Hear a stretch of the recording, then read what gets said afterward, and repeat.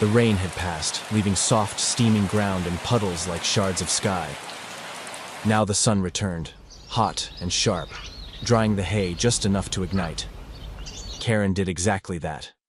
She stepped into my field with mud on her heels and spite in her eyes, tore the tarp off the haystack I'd built with my son, and doused it with accelerant like she was watering a garden.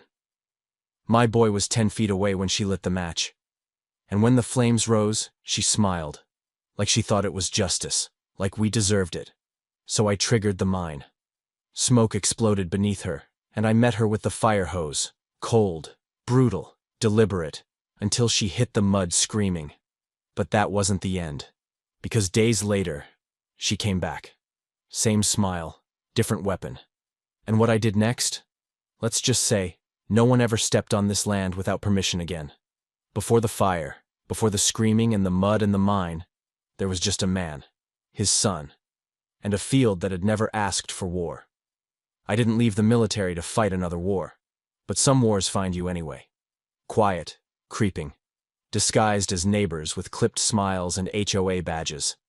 My land stretches 30 acres wide, flat, golden, whispering in the wind like it remembers something the rest of the world forgot. It was my grandfather's once. He taught me to treat the earth like a wounded soldier, firm when needed, gentle when possible. Now, I live here with my 11-year-old son, Jack. Smart, quiet, a little too thin for my liking. But he's got the eyes of a hawk and a heart that doesn't back down, not even when he should. That morning, we were laying out compost hay behind the irrigation line, preparing to seed another patch near the southern fence. Jack was humming some tune from his cartoons, sleeves rolled, dragging a rake twice his size. His smile, just that, made the years worth it. And then I saw them. 3 HOA board members, walking in formation like they were inspecting a military zone. In the center was Karen Ellison, clipboard clutched like a weapon, sunglasses too reflective to see through, that permanent smirk that said, "You're already wrong, even if you haven't spoken yet." They didn't wave. They didn't ask to step on the land. They just stopped at the fence, looked at my son like he was trespassing on his own birthright, and Karen said loud enough for us both to hear, "This field is becoming a hazard. You're violating Rule 14.2, combustible materials stored within 20 feet of boundary lines." I stepped forward, rake in hand. Not threatening, but not apologetic either. "Lady, that's hay, for compost, on my land." She tilted her head, slow like a blade before a strike. "You can't just do whatever you want here. Not anymore." That was the first shot. But I didn't know then. She wasn't here to argue. She was here to start something. And God help her. She picked the wrong field, and the wrong man's son. Karen didn't flinch. She just stood there like a damn statue of entitlement, letting the wind blow her expensive silk blouse, while her 2 silent flunkies flanked her like they were guarding royalty. Clipboard in hand, sunglasses reflecting the sun and their own smugness. She tapped the pen once. Click. Then again. Like she was counting down to a war she thought she'd already won. "You've already been issued 2 informal warnings," she said. "If I were you, I'd take this more seriously. We have procedures and consequences." I stepped closer, close enough that she could see my jaw clench. "You think warnings scare me, lady?" I snapped. "I've dismantled bombs under sniper fire. A piece of paper from a bored suburban tyrant doesn't even make me blink." She curled her lips like she'd smelled something rotten. "See, this is exactly the attitude that gets people removed from the neighborhood." "Removed?" I scoffed. "This land's been in my family for 3 generations. You don't remove people like me. We built this damn country while people like you sat in air conditioning and complained about weeds." Karen leaned in just enough for me to smell her perfume, sharp, artificial, and cold. "What you built doesn't matter. What we enforce does." Jack peeked over from the field, rake still in hand, eyes wide. I raised a hand and told him, "Stay back, son." My voice was calm, but I could feel the burn rising in my chest. Karen turned, finally, her heels crunching the gravel as she walked away like she owned it. But she tossed one more grenade over her shoulder. "Better move that hay by tomorrow. or we will." That wasn't a warning. That was a threat. One delivered with a smile, lipstick too perfect, voice too rehearsed. And in that moment, I knew something. Karen wasn't going to stop. Not until she was stopped. The next morning was too quiet. The kind of quiet that doesn't feel like peace. It feels like bait. I was out by the pump, wrench in hand, fixing a leaky valve. Jack was nearby, raking the compost hay like I taught him. Slow, deliberate, focused. That kid worked with the kind of discipline that only comes from being let down too many times. I promised myself I wouldn't be one of them. I heard the gate unlatch. It didn't squeak, didn't slam. Just that click. And then silence again. By the time I turned, Karen was already halfway across the field. She wasn't dressed like yesterday. No silk blouse, no HOA badge, just tight jeans, a workout top, and that same fake smirk plastered across her face like war paint. In one hand, a designer lighter. In the other, a canister of some kind of aerosol. "Get off my land, Karen," I growled, voice low, body tense. "Relax," she said sweetly. "Just here to teach some respect." And before I could take a step, psh! She sprayed Jack in the face with whatever was in that can. He stumbled back, coughing, eyes red, trying to breathe. I shouted his name, dropped the wrench, ran. And that's when I saw it. Karen flicked the lighter. The flame touched the hay pile, and it lit like dry oil. The fire spread fast, too fast. The wind was just strong enough to turn a spark into a sheet of flame. Jack screamed. His sleeve caught fire as he tried to swat it out.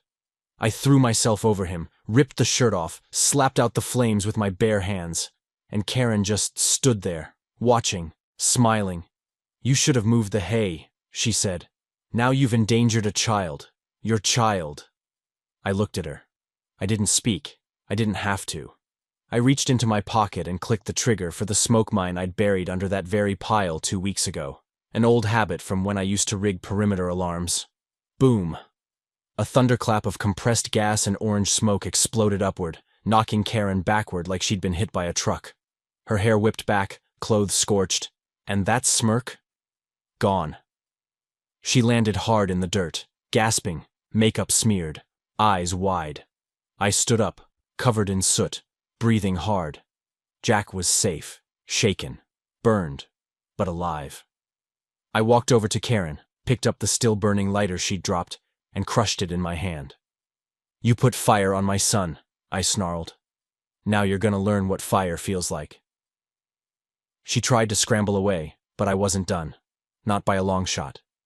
This wasn't war anymore. This was personal. Are you still here? Still breathing after that? If you're with me, type "yes" in the comments. Because what I did next wasn't just defense. It was war. Karen lay sprawled in the dirt, dazed, coughing, her once pristine clothes coated in ash and orange smoke. The hair she'd spent hours straightening now stuck to her cheeks in clumps of sweat and soot. Her heels were gone, one flung across the field, the other snapped in half beneath her. But she wasn't unconscious. Not yet. I stood over her, panting. My fists clenched so tight I thought the bones might snap. Jack clung to my side, trembling, his arm red and blistering but no longer burning. I had to get him to a doctor, but I wasn't leaving until she paid. "You sick, twisted coward," I snarled. "You attacked a child." She coughed once, wiped a smear of ash from her lip, and somehow still managed to sneer. "You brought it on yourself," she hissed. "You ignored the warnings. This is what happens when people like you think they're above the rules." "Rules?" I snapped. "You think burning a kid is regulation enforcement?" My eyes scanned the field. I spotted the coiled fire hose I'd set up last week for the irrigation test. Industrial grade, metal nozzle, pressure dial still intact. I didn't hesitate. I stormed over, yanked the hose loose from the post, and dragged it back to her like I was hauling justice behind me.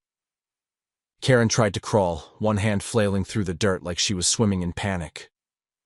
"You wouldn't," she coughed. "I'll press charges. I'll sue you for everything." I jammed the nozzle into the ground beside her face and twisted the valve. A blast of freezing water erupted, violent, unrelenting. The spray knocked her back, sent her rolling like a rag doll through the mud. Mascara ran in thick black rivers. Her designer top clung to her skin like a soaked flag of surrender. "That's for the hay," I growled, turning the pressure up. Another jet of water slammed into her shoulder, spinning her sideways. "That's for threatening my son." Another shot, square to the chest. "And this—" I stepped forward, planting my boot beside her head, water still raging. "This is for thinking I wouldn't fight back." She choked, sputtering, curled into a ball, but I didn't stop until she begged. "Please, enough, stop." I shut the valve. She lay there, broken, soaked, humiliated, and still somehow trying to hold on to a scrap of superiority. "You're done," she croaked. "HOA is going to bury you." I crouched beside her and whispered, low and lethal, "Then they better dig fast, because next time you set foot on my land, you won't be crawling away." Jack clutched my hand tighter. I could feel him shaking, but not from fear anymore. From understanding, from witnessing, from becoming someone who'd never forget what it meant to stand up. We left Karen in the dirt, right where monsters belong. But I knew this wasn't over. Karen wasn't the type to lick her wounds quietly. She was going to strike back, and I was already loading the next mine. Karen didn't come back the next day, or the day after. For 72 hours the neighborhood buzzed like a live wire, rumors, stares, whispers at the grocery store. I didn't care. I kept to my field, treated Jack's burns, reinforced the gate, and added 2 more pressure-triggered smoke mines to the east edge, just in case. But then the knock came. 2 uniformed sheriff's deputies, serious eyes, clipboard, badge numbers, and behind them, a black sedan parked by the curb. Inside that car, behind tinted glass, I saw her, Karen, wearing a neck brace. "Mr. Colburn," the taller deputy began, "we're here in response to an assault complaint filed by Mrs. Ellison." I crossed my arms. "Let me guess. She forgot to mention she lit my son on fire. She alleges you deployed a chemical device and struck her with industrial-grade water pressure. She claims trauma, hearing loss, and emotional distress." I stepped closer, voice hard as steel. "She assaulted my boy. I've got Ashburns, a witness, and, if you're interested, video of her holding a lighter over dry hay." The deputy hesitated. The one with the clipboard cleared his throat. "There's no official charge yet, but she's pressing for a restraining order, and HOA has filed a cease and desist on any further hazardous installations on your property." I laughed, out loud, sharp and sharp-edged. "They're trying to tell me I can't defend my own land?" "We're just the messengers, sir." I didn't reply. I just stared at the car, at the shadow behind the glass. I raised my voice. "Tell your client this. She comes back on my land again. She's leaving in a body bag. And that's not a threat, that's a promise." The deputies exchanged glances. One scribbled something down, then they left. And Karen's car? It didn't drive away immediately. She rolled down the window halfway, just enough for me to hear her voice over the idling engine. "You're finished, farmer boy." Then she smiled. Just like before, but this time her teeth were clenched so tight I could almost hear them grind. That night my power was cut. Someone had tampered with the generator fuse behind the shed. Jack's room went dark. The cameras blinked out. But they forgot one thing. I don't sleep when it's quiet. I sleep when I'm safe. And tonight, I wasn't going to sleep at all. This wasn't harassment anymore. This was war. 2 days after the power was cut, I got the email. Subject line: disciplinary expulsion notification, Jack Colburn. It wasn't even addressed to me, just some cold, copied message blasted from a nameless school administrator's account. It said Jack had been removed due to emotional instability and potential for conflict escalation. No hearing, no conversation. Just a line at the bottom. "We are prioritizing the safety of our student body and staff." They didn't mention who made the complaint, but they didn't have to. I stormed into the principal's office that afternoon, dragging mud across the spotless tile, still wearing my boots and field jacket. You threw out an 11-year-old boy because a lunatic with a clipboard said he's dangerous? I demanded. The principal, a thin, pale man with soft hands and softer words, raised his palms. We've received multiple concerns about Jack's behavior. He's been involved in an incident. You mean he got set on fire by Karen Ellison? That incident? He glanced at the office door like he wanted to disappear into it. I'm sorry, Mr. Colburn. This is a private institution, and the HOA provides partial funding. We have a duty to consider their concerns. I leaned in, voice low and sharp as a drawn blade. You have a duty to protect children, not cover for arsonists. He wouldn't meet my eyes. You can appeal through the board. Forget your board. I turned, slamming the door behind me so hard the glass shook. Outside, Jack was waiting by the truck. His face was blank, but his eyes, God, his eyes, looked like someone had poured cold concrete inside them. I'm not going back, am I? He asked quietly. I crouched, hands on his shoulders. No, you're not. And it's not because of you. It's because people like Karen are scared of the truth, and scared of what strong kids grow into. That night, I couldn't sit still. I paced the edge of the field like a predator. The lights in Karen's house burned late into the night, mocking me. She was celebrating. She didn't just want to control my land. She wanted to break my bloodline, to erase my son's voice before it could grow louder than hers. So I started planning, not just to fight back, but to expose her.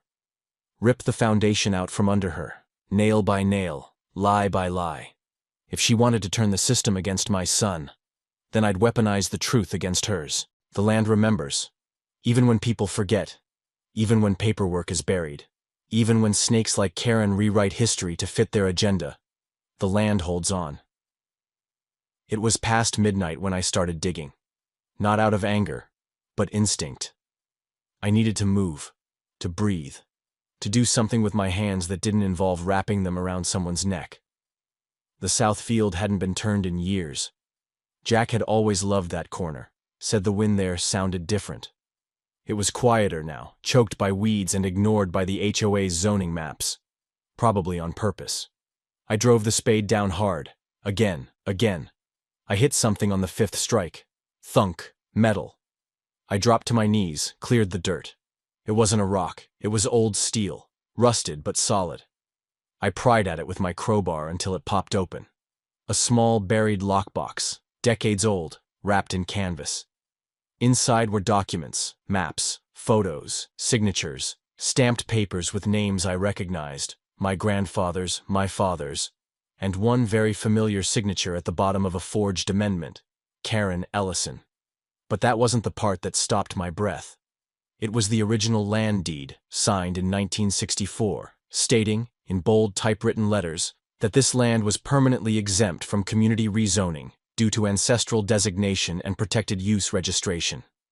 In plain English, HOA has no authority over this property. Never did. I sat back in the dirt, breath ragged. Karen knew. She'd known for years. That's why she'd been pushing so hard to force me out. Her entire grip on the neighborhood depended on rewriting boundaries, legally and psychologically. She didn't just want the land. She wanted to erase the truth. You manipulative parasite, I growled into the dark. I held the document under my flashlight, the official county seal still shining faintly through dust and time. She lied. She built her power on lies, intimidation, and forged paperwork. But now I had something she couldn't spin, couldn't gaslight, couldn't bury. Game over, Karen. I stood, dusted myself off, and looked toward her house, glowing in the distance like a rot in the soil. You tried to burn my kid. You tried to ruin my name. Now I'll burn your kingdom to the damn ground, one signature at a time. If you found a buried document that could destroy everything your enemy built, would you expose it to the world, or wait for the perfect moment to strike? Comment below what you would do. I'm reading. They came at 2:37 a.m. Two figures, hooded, fast, sloppy, slipping through the side fence like shadows made of gasoline and cheap motives. I watched them from the tree line, crouched in the brush, night vision scope mounted and recording. They didn't know I'd been awake for hours. Didn't know I'd rerouted the tripwire alarms, repositioned the infrared sensors, rearmed the mines. Didn't know I'd been expecting them. Because this was Karen's playbook. Attack in the dark, deny in the light. The men moved toward the northeast patch of the field, where I'd just planted winter seed. One pulled out a silver canister. The other flicked a lighter. Big mistake, I muttered, and pressed the trigger. Boom! A smoke mine detonated beneath their feet, non-lethal, but loud enough to send both flying backwards into the mud. They scrambled, coughing, blinded by the burning haze of pressurized smoke and cayenne powder. One of them dropped his phone. The screen lit up in the grass. I picked it up later. The last message read, "She wired the rest. Make it burn." She, Karen, again. I didn't wait for explanations. I marched through the smoke, boots pounding dirt. I reached the man with the lighter first, grabbed him by the collar, slammed him against a fence post hard enough to make it crack. "Who sent you?" He gasped. "I don't even know her name. Just the money." "Wrong answer." I shoved him down and moved to the second, who was already trying to crawl away. "Tell her this," I growled. "Tell her I saw everything. I recorded everything. And if she wants to burn something next time, she better bring a priest." They ran. Cowards always do. I kept the phone, backed up every message, every payment screenshot, every timestamp. At sunrise, I stood in front of Jack, tired, filthy, furious, but holding something powerful. "They tried again," I told him. "But this time, we're ready." He didn't ask if we were safe. He just nodded, like he'd made peace with a truth no kid should ever have to swallow. "What are you gonna do now, Dad?" I looked toward Karen's house, clean, smug, artificial. "I'm gonna show this neighborhood what she really is, and I'm gonna start by making her lies public." Because Karen had declared war. But now, I had ammunition. I've seen what humans do when they think no one's watching. But animals? They don't pretend. They don't lie. And when they fight for territory, blood, or survival. Not ego, not greed, not HOA politics. That's why I trust my wolf more than I'll ever trust a woman like Karen. Okay. Technically, he's a Timberwolf Husky hybrid, rescued from a roadside breeder back when I still wore a badge. I named him Ash, because that's what I pulled him out of. A burned-down trailer. Starving, snarling, and scared. We'd been through fire together, literally. I hadn't seen him in months. He'd been roaming the deeper woods, doing what wolves do, running wild and free. But after last night's attack, I whistled into the trees at dawn, and he came back. Lean, larger than ever, fur matted with pine needles and power. Ash trotted up to me like he'd never left, circled twice, then sat beside Jack, pressing his body to my son's legs like a shield made of muscle and instinct. Jack blinked. "He's huge," I smiled. "Yeah, and he doesn't like trespassers." I had no idea how Karen would respond to the smoke mine video, so I prepared for the worst. I fed Ash raw meat, walked the perimeter with him, and positioned his crate right by the porch, under the floodlight. Because Karen didn't just want revenge. She wanted fear. But fear works both ways. That night, someone crept up the west fence. Not a worker this time. Not a grunt. Karen herself. I saw her from the security cam, hood over her head, gloves on, flashlight taped red. She was holding a can of paint thinner. I didn't say a word, didn't even go outside. I opened the gate remotely. Ash shot through the dark like a bullet wrapped in fur, snarling, paws thudding against dirt like hammers. Karen screamed, dropped the can, ran. But she didn't get far. Ash cut her off at the tree line, cornered her by the brush pile, teeth bared, low growl rumbling like a distant avalanche. She froze, shaking, whimpering. I finally stepped out, calm as ice. "That's the second time you've come to burn something. Next time, I'll let him finish what you started." She stammered. You're insane. This is animal aggression. This is illegal." "So is arson, Karen. So is assault. So is using HOA money to pay criminals. Her face went pale. Yeah, I said, voice flat.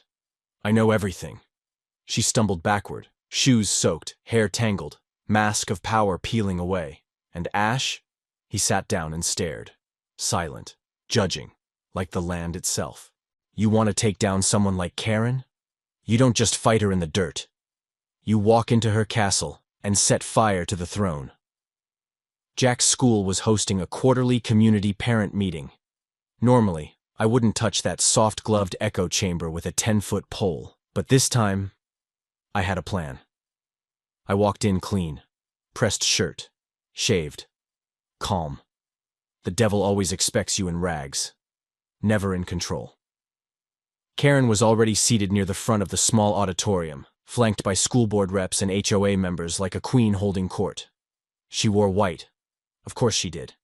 And that same rigid smile that only ever meant one thing. You don't belong here. I stood in the back at first. Watched. Waited. Let her talk. She did. Plenty. Some families bring dangerous energy into our district. We've had incidents involving intimidation, unsafe pets, even child behavioral issues. I didn't blink. I didn't raise a hand. I walked to the front row, turned to face the room, and hit play. On the projector screen from my laptop, the clips began to roll. Karen lighting my haystack, caught from my drone cam. The paid arsonists tripping the smoke mine. Her text message shown on the burner phone. A voice recording of her telling one of the HOA board. He's too stubborn. We need to scare the kid. Make him crack. The room froze. The principal stood, mouth open. The PTA president dropped her pen. Karen? She stood up, shaky, pale, still trying to hold the mask. This is fabricated. This is harassment. He's a known agitator. I stepped forward, slow and deadly. You set my field on fire. You tried to break my son. You paid criminals to destroy what my family built. I looked at the crowd, parents, board members, neighbors. And you did it with their money. HOA funds, tuition contributions, community fees, all funneled into personal vendettas. Murmurs. Phones came out, cameras. Karen's panic showed in the twitch of her jaw, the sudden retreat of her chin. I wasn't done. You preach about rules, but you forge them. You punish children to hurt parents. You hide behind committees and printed bylaws, hoping no one ever checks the signatures. I held up the original land deed. Well, I checked, and now everyone sees you for what you are, a fraud in pearls. Silence. Then someone clapped. Then another. Karen backed away like a snake caught in daylight. The PTA president cleared her throat and said, "We'll be reviewing all active disciplinary decisions, starting today." As I left the room, Jack waiting by the door, I said just loud enough, "This isn't over, Karen. It's only the first crack." And she knew it. Because for once, she had no more walls left to hide behind. If someone tried to destroy your child's future behind closed doors, would you keep quiet or burn the whole system down like I did? Drop your answer in the comments. I want to know who's still standing with me. If Karen wanted to run this neighborhood like a kingdom, then fine. I'd give her a trial, right on my damn land. 3 days after the school meeting, I sent out flyers, hand-delivered them to every porch within 5 miles. No logos, no HOA stamps, just a message, printed bold. You've seen the rules. Now see the truth. Public hearing. My field. Sunday. Come and watch the mask fall. I built it myself. 1 wooden platform, 6 hay bales for seats, an old pickup bed for a podium. I didn't need a courtroom. I needed a spotlight. And people came. Over 60 residents showed up that Sunday. Not for drama, for answers. Some brought chairs. Some brought phones. A few even brought their kids. Jack stood among them, holding Ash's leash like a soldier. Karen came late, dressed like she was attending a charity gala, not a reckoning. She tried to smirk, but her face was tight, sweaty.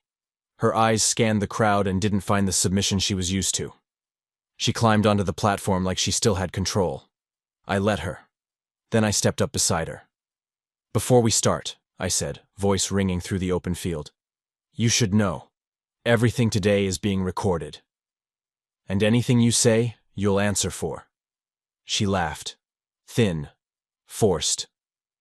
"This isn't official. This isn't legal. This is just more of your unhinged performance." "Good," I said. "Then you won't mind if the community hears the full performance." I played the audio, again. Her own voice admitting to targeting Jack. Then the payment trail.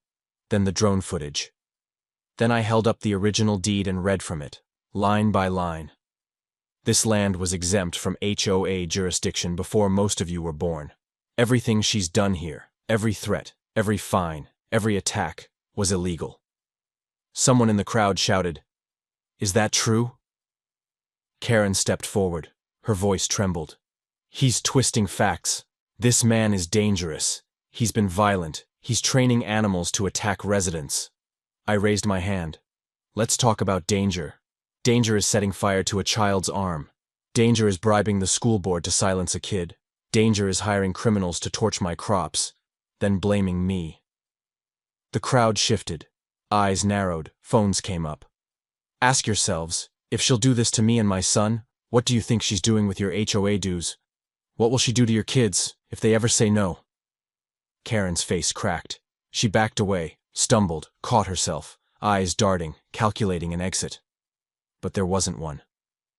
"You ruled this place with fear, Karen," I said coldly. "But fear only works until someone stops running." And in that moment, the entire field was silent. No more clipboard, no more power. Just a woman caught in her own trap, surrounded by the people she thought she owned. The crowd didn't chant. They didn't riot. They didn't need to.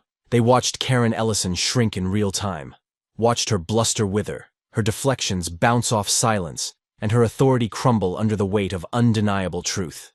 That's the thing about power. Once it slips, you can't just pick it back up. She tried.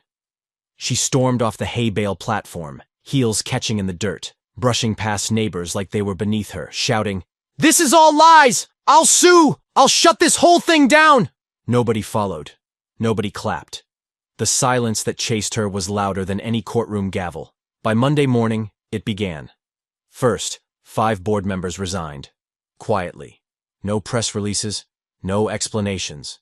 Just empty chairs on the HOA website and confused voices at the coffee shop.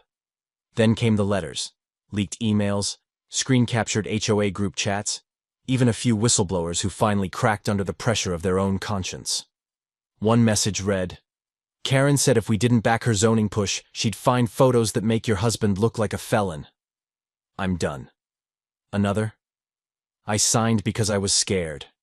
Not anymore." The local paper ran a front-page article. HOA accused of fraud, intimidation, abuse of power. I didn't write it, but I gave them everything they needed. Karen fought back the only way she knew how, by digging deeper, filing lawsuits, sending cease and desist letters, demanding injunctions. But the momentum was gone. The community wasn't afraid anymore, and she was bleeding reputation faster than a stuck pig. At the emergency HOA meeting, she showed up wearing all black like it was a funeral. It was. "You don't get to vote me out," she hissed when one board member, a mother of 2 kids who had played in my field, suggested a recall. I stepped into the room just as her voice rose.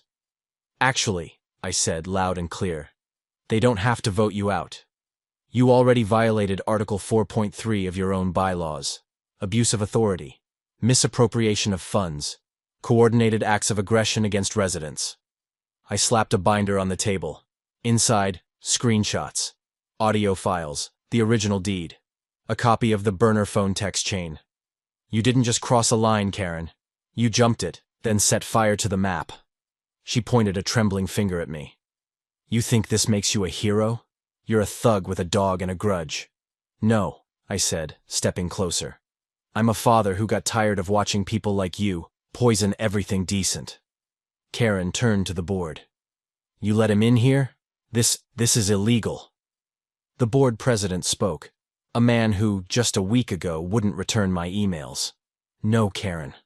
What's illegal is what you've been doing. He slid a resignation paper across the table. Effective immediately, your position is suspended pending full investigation. And I suggest you call a lawyer. A real one. Karen didn't respond. She just stared. Not at me. Not at the crowd. At the binder. At the thing that finally ended her illusion of control. By the time the meeting ended, she was gone. So was her power. And for the first time since this war started, I could finally breathe. But this wasn't the end. Not yet. There was still a kingdom to rebuild, and a boy to protect. Karen vanished for 4 days. No emails, no public appearances, no HOA memos signed in her name. The community assumed she'd skipped town, fled the heat. But I knew better. Karen doesn't run. She lurks. She waits. And when she's cornered, she doesn't surrender. She strikes. And she struck again. It was Jack who noticed first. The scent. He was walking Ash by the old barn when he came running back to the porch, face pale. Dad. Something's wrong with the garden. Something stinks. We hurried to the back of the property. The air hit me like a fist. Acrid. Chemical. Wrong. The entire patch of vegetables we'd planted that spring, rows of carrots, squash, tomatoes, was withered, curled, burned from the roots. I dropped to one knee, touched the soil. It was slick with residue. Poison. Someone had doused my land with herbicide. A powerful one. Illegal. Industrial grade. And I found the evidence 20 feet away. An empty jug of triclopyr tossed into the brush, fingerprints smudged on the cap, and just barely visible in the wet dirt. A heel print. A familiar one. Karen's. That night, I didn't sleep. I didn't call the cops. I didn't file a report. I just waited. Because I knew she'd be back. She'd done too much damage to walk away without one last look. And sure enough, at 3:12 a.m., she came. Her car headlights were off. She parked down the road and crept through the side woods. Same gloves, same spray bottle, another jug in hand. She didn't come to finish a job. She came to leave a scar. But she wasn't alone in the dark this time. Ash saw her before I did. No bark, just a growl. A low, lethal vibration that rose from his chest like a warning from the earth itself. Karen moved closer, unaware she was walking into a trap she didn't set. I gave no warning, no mercy. I pressed the gate release. Ash exploded from the shadows. He didn't bite. He pinned. He slammed her down, paws on her chest, snarling in her face, his breath hot and wild. Karen screamed, a shriek of pure animal fear, as her knees buckled and her hands flew up in surrender. I stepped out of the trees with the floodlight in hand and shone it directly into her face. She blinked, mud on her blazer, hair soaked in dew and desperation. Please, he's going to kill me. No, I said coldly. He knows better. You? You kill things slowly, quietly, legally. I tossed the jug of herbicide at her feet. It splashed. That's your weapon. Mine just watches now. Ash stepped off her. Karen scrambled to her feet, panting, shaking. This is harassment. Assault. Shut up. I stepped forward. You poisoned a child's food. You trespassed in the night like a coward. You think laws still protect you? She froze. Nobody's afraid of you anymore, Karen. Not me, not this community, and certainly not my land. It rejected you. It spat you out. She turned, stumbled toward the road, soaked, humiliated. A ghost of the queen she once pretended to be. Ash sat beside me as we watched her leave. Silent, proud, protective. You don't get to bury the truth, I said, loud enough for her to hear. Because the soil remembers. And so do we. By the time summer rolled into fall, Karen Whitmore had vanished. No public apology. No trial. No final speech from behind a podium. She simply disappeared. Resigned from all HOA positions, sold her home below market value, and drove away one evening in a black SUV with Florida plates. No one waved goodbye. No one asked where she went. Because by then, we all knew. The land had made its judgment. I spent the next month with my sleeves rolled and my hands in the soil, cleansing it. Jack and I dug deep, turning over every inch of poisoned dirt until our shovels ached and our arms went numb. We carted in compost, natural enzymes, and good old-fashioned patience. Neighbors came to help, some timid at first, unsure if they were welcome. But I didn't close my gate, I opened it wider. "We don't need fences anymore," I told them. "Just better roots." By the end of October, green returned. Tiny shoots at first, sprouts fighting through broken ground like they knew this place had earned its second chance. The garden lived again, but not as mine alone. It became ours. We built something together, something stronger than bylaws and borders. Not just crops. Trust, community, truth. Where the HOA once stood, a new council took shape. Transparent, volunteer-led, no fines, no threats. Just people listening again, sharing again, healing. One meeting, one meal, one moment at a time. Someone suggested we tear down the old HOA office. I disagreed. We turned it into a seed bank, filled it with tools, compost kits, gardening guides, resources for anyone who wanted to grow something real. The sign on the front reads, "For the soil, for the people, for what we almost lost." Jack's burns faded into light scars by Thanksgiving. But the change in him wasn't skin deep. He walks taller now, quieter maybe, but not afraid. He helps younger kids plant saplings along the edge of the field. Tells them how roots grow stronger when they're allowed to stretch, when they're not caged. One afternoon, I caught him showing a boy how to hold a shovel. "Don't stab the earth," he said gently. "Coax it, like you're asking it to trust you again." The boy nodded, listening. And I stood back, watching. Not proud in the usual way, but grateful. Because I hadn't just saved land. I'd protected a future. One final thing. At the far end of the field, where Karen tried to burn it all, I built something simple. A curved wooden arch made from reclaimed barn beams. Beneath it, a bench, a ring of stones, and a bronze plaque. It reads, "Here stood fire. Here returned growth. Let no one forget." We call it the listening place. Kids go there to read. Parents go there to breathe. Sometimes I go just to sit and let the wind move through the grass and remind me what silence feels like when it's earned. This isn't a victory story. It's a story about restoration. About what happens when we stop letting fear dictate our futures. About how sometimes the only way to reclaim what's ours is to dig deep, into soil, into memory, into pain, and plant something better. Karen came with fire, but we answered with roots. And now, long after her voice has faded, the land still speaks. Not with anger, but with life. The field no longer belonged to me. Not just me, anyway. It started one Saturday morning, a week after we finished building the listening place. I found a crate sitting by my porch. Hand-painted, no note, no sender. Filled with seed packets, heirloom tomatoes, and a mason jar labeled Hope Blend Wildflower Mix. Jack read the label aloud. "Hope Blend," he said. "Think they mean it?" "Only one way to find out," I replied. We walked the crate down to the garden together. The soil was still soft underfoot, recently tilled, the memory of fire long buried beneath green. Jack knelt, dug a shallow trench, and began planting. By noon, 5 more families had joined us. By evening, it was 20. No one asked permission. No one waited for a plan. They just came. Old men brought rakes. Teenagers carried lumber. Mothers brought watering cans, knee pads, sun hats. A woman I barely knew brought a stack of plastic chairs and said, "I figured we'd need a place to rest between rows." That first day, we planted over 300 seedlings.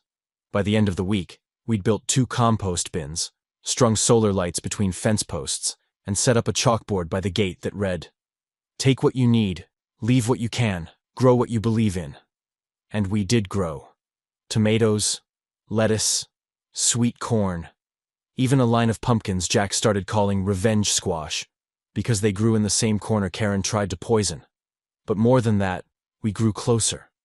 People talk differently now. Softer. Kinder. They lingered after planting, swapping recipes and memories and apologies too long delayed. One evening, a man named Curtis, who once voted with Karen on every issue, walked up to me with a small jar of honey from his own beehives. "I didn't stand up when I should have," he said. "But I'd like to help now, however I can." I took the jar, looked him in the eye. "Start by staying. That's more than most people ever do." Jack asked me a question later that night, as we sat beneath the stars, our boots still muddy. "Do you think it'll last this time?" I didn't answer right away. I let the wind pass first. Let the night speak. Then I said, "Nothing good lasts unless someone protects it. But I think we've finally learned how to protect each other." He nodded like he understood. Like something in him had finally stopped bracing for the next storm. Maybe we both had. Somewhere in that second month we stopped calling it the garden. It became something more. People called it the patch, or the commons, or just home soil. And that was enough. We held Sunday gatherings there, not sermons, not speeches, just shared meals. Potlucks laid out on foldable tables, with paper plates and clumsy napkins weighed down by stones. Ash, now older and grayer, still stood guard at the edge. Not because he had to, but because he wanted to. Jack swore he understood every word spoken beneath those trees. Maybe he did. Maybe the land did too. This wasn't about revenge anymore. This was about restoration. About what happens when people finally stop waiting for someone else to fix things and just start planting. And I realized then, Karen's legacy wasn't her cruelty. It was what we built after she was gone. Because her hate forced us to remember what mattered. And from that memory we grew something stronger than fear. Something beautiful. The land doesn't speak in thunder. It doesn't roar like the news or scream like a courtroom. It whispers. And if you listen closely, if you really let it speak, you'll hear more than just wind through the trees or seeds breaking soil. You'll hear reminders. Reminders of what was almost lost, and what was quietly, stubbornly saved. It's been just over a year since Karen left. Her name doesn't come up often now.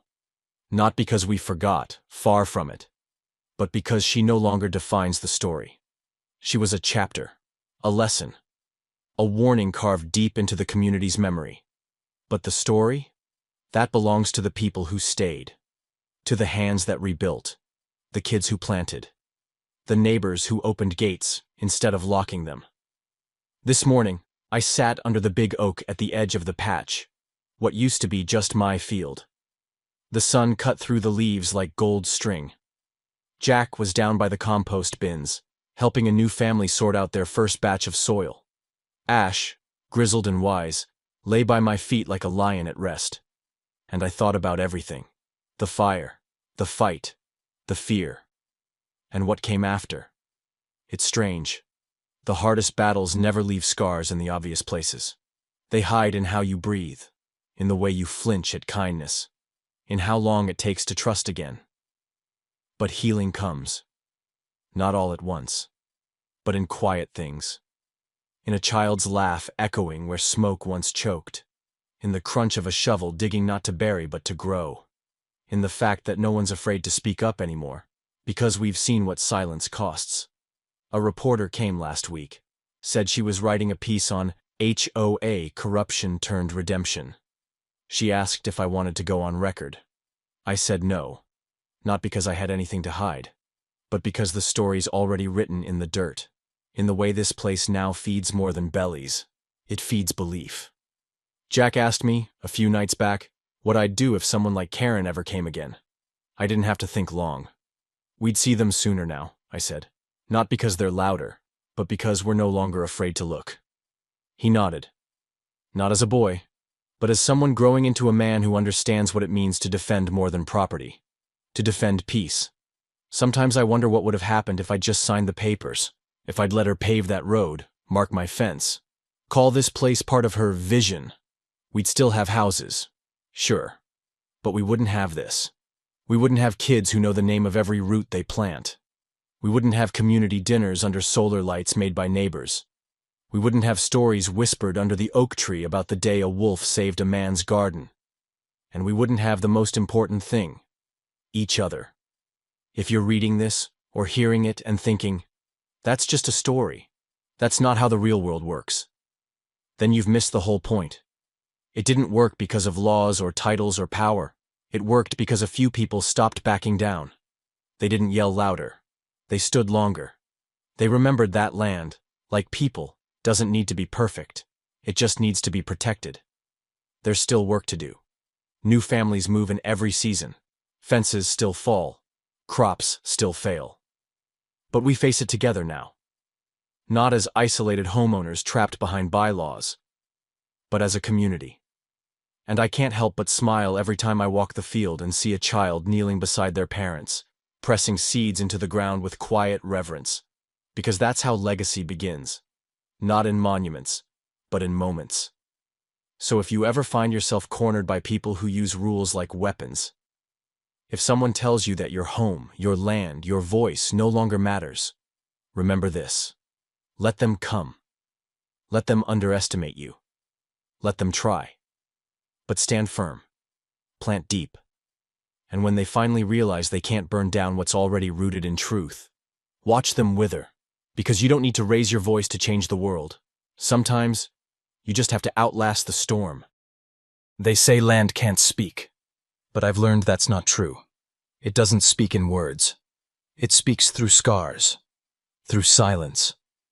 Through the way a tree bends toward the sun after years of shadow.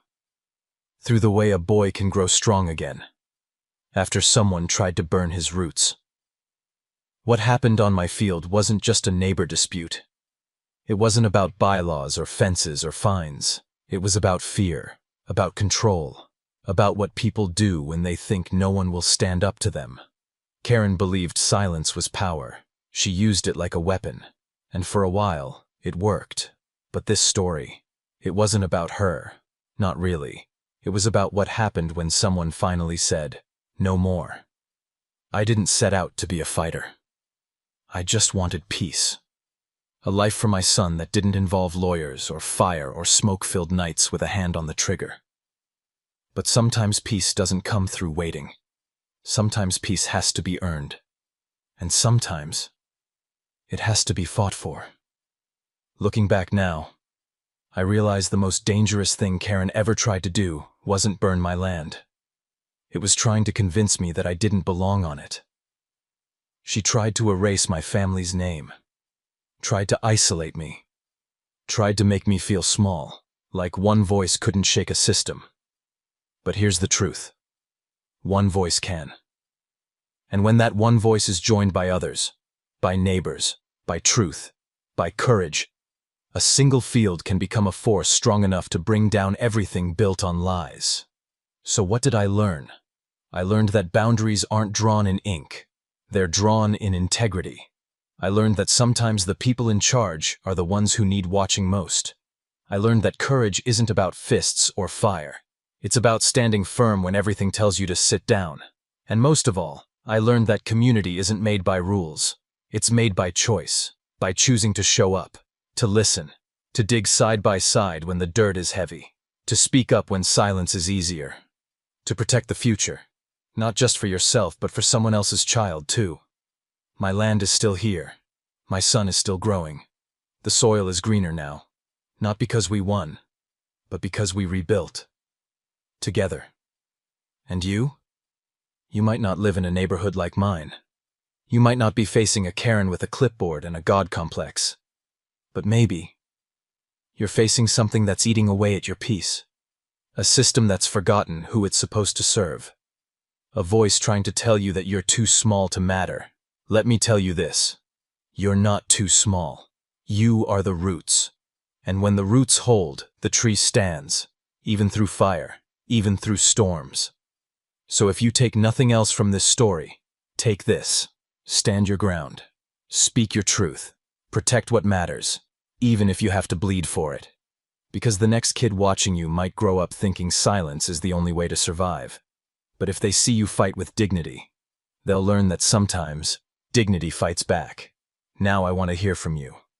Have you ever had to stand up to someone who thought they were untouchable? Have you ever fought back, even when you were outnumbered? What did it cost you? What did it teach you? Tell me in the comments. I read every one. I feel every one. And someone else might read your story and find the strength to stand in theirs. If this story moved you, hit that like button, not for the algorithm, but for every neighbor who's ever been cornered, every parent who's had to protect their child, and every voice that refuses to stay silent. Subscribe to the channel if you believe in stories that hit harder than headlines and go deeper than drama. Because this isn't just a channel, it's a community, and we protect our own. And if you're still watching, thank you. Not just for your time, but for listening. Now go out there, plant something that matters, and never, ever let fear build a fence where your roots belong.